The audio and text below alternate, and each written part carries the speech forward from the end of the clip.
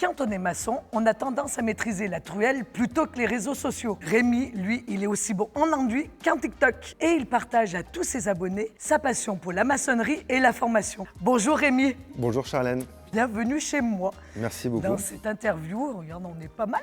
On est bien, On est à est l'aise. pas mal. Bon, assez parlé de moi. D'où viens-tu? Que fais-tu? Alors je suis formateur en maçonnerie et je viens de Roanne dans le 42. D'accord. Donc à la base, je suppose que tu es maçon. Oui, de métier, ouais. Qu'est-ce qui t'a poussé à être formateur? Alors qu'est-ce qui m'a poussé? À la base, je devais me mettre à mon compte et puis finalement j'ai pris un remplacement d'un ancien formateur dans mon ancienne école. Et du coup, ça m'a bien plu et puis j'ai mordu à l'hameçon et voilà, ça fait 20 ans que j'y suis. Et ton métier sur le terrain ne te manque pas? C'est une façon d'exercer le métier différemment. Je garde toujours un contact avec la truelle. Oui, Donc ça me permet toujours d'avoir un pied avec le ciment, avec la brouette. bien sûr. Voilà. Et on doit pouvoir montrer l'exemple aux jeunes, aux apprentis. On montre et puis eux, ils essayent de faire pareil quand on est en atelier.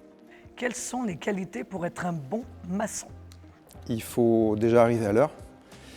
Il faut travailler précis. Il faut suivre le plan, il faut savoir lire un plan. Il faut respecter les normes, parce qu'il y a des normes, on appelle ça les DTU. Et puis surtout, en dernier lieu, il faut nettoyer après son travail. Comment t'es venue l'idée de faire des vidéos sur TikTok? Alors, depuis toujours, j'ai pris des photos, des vidéos pour avoir des souvenirs en fait, de ce que les jeunes faisaient, mais plus en interne. Ça leur faisait un petit souvenir, quoi. Ils D'accord. commentaient et tout, c'était rigolo. Et du coup, là, il y a maintenant 1 an, je me suis mis sur TikTok et du coup, ça a bien marché. Et là, ça s'est vraiment bien étendu. Comment la passion de la maçonnerie t'est venue? J'ai été formé par mon père, il m'a beaucoup appris et j'essaye de retransmettre à mon tour de la même manière. Est-ce que tu trouves que depuis l'apprentissage que tu as eu avec ton papa, le métier a évolué? Alors oui, il a beaucoup évolué, dans le bon sens. Il y a beaucoup de choses qui sont mécanisées maintenant, donc Oui. ça évite de faire des choses à la main. Et après, à contrario, il y a des choses qui n'ont toujours pas changé. Quand on doit vérifier un aplomb, c'est avec le fil à plomb. Quand on veut vérifier le niveau d'une planche, on prend un niveau. Est-ce que tu aurais une petite anecdote à nous partager? C'était en plein été et il faisait très très chaud. Et les apprentis que j'avais, ils n'avaient pas trop envie de travailler. On était en atelier. Et du coup, je leur ai dit un truc le matin. Je leur ai dit, écoutez les gars, on va construire une mini piscine. Et le matin, on travaille et l'après-midi, on va se baigner. Non. Alors sur le coup, ils ne m'ont pas cru. Donc on a posé en rond des parpaings qu'on a scellés avec du plomb en faisant un mortier de plomb. Donc c'est un mortier qui est étanche. Ensuite, on a fait un enduit intérieur.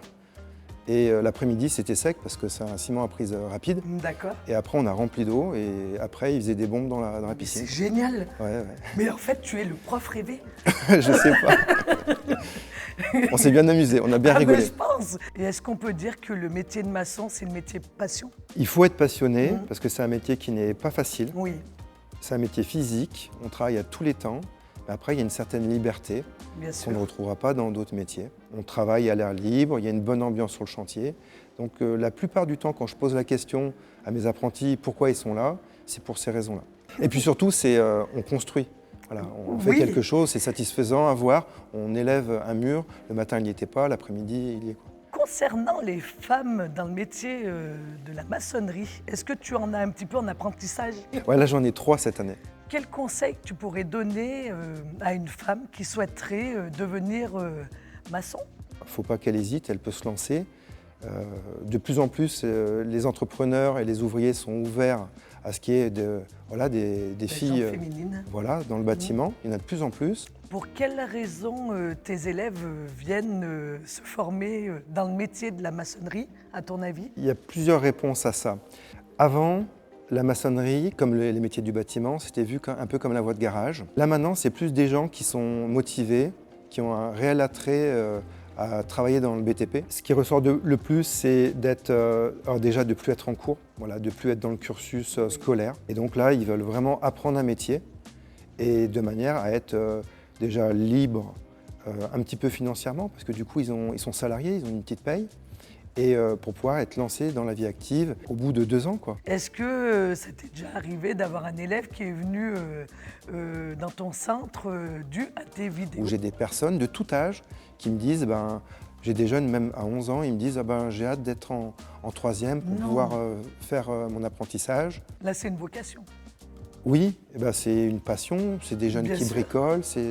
Donc j'ai régulièrement des messages qui disent ben voilà, grâce à toi, j'ai trouvé une nouvelle passion, j'ai appris quelque chose. Merci beaucoup, Rémi, pour cette interview. Merci beaucoup, Charlène. Bonne continuation. À toi aussi. Merci. Salut.